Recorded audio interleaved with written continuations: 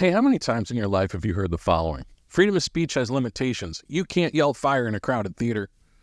But like most things you're told, I would bet all the money in the bank that you've never questioned what you're being told or the history behind this cute little phrase.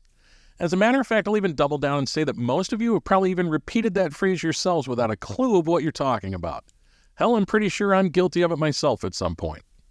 In order to understand the origins of this, you have to go all the way back to the year 1919, a time characterized by World War I and some serious political upheaval in the United States. It's pretty much a sneak peek into the world that we're all being led into, as we all sit here in silence, our leaders hurtling us towards World War III, something we're supposed to pretend that we don't notice.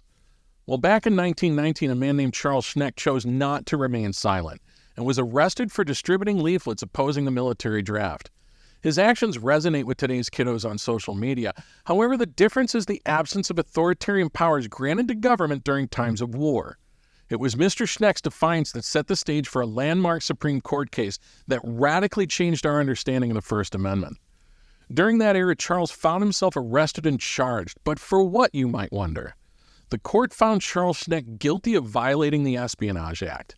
The Espionage Act aimed to prevent interference with military operations or recruitment during World War I.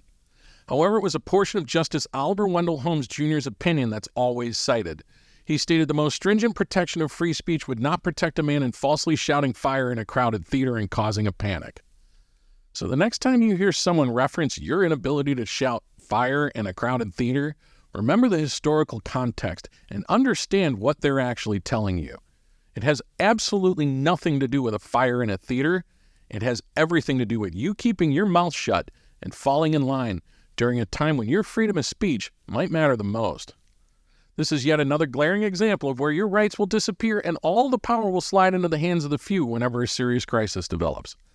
Thankfully, though, using crisis to restrict your rights isn't in anyone's interests, right?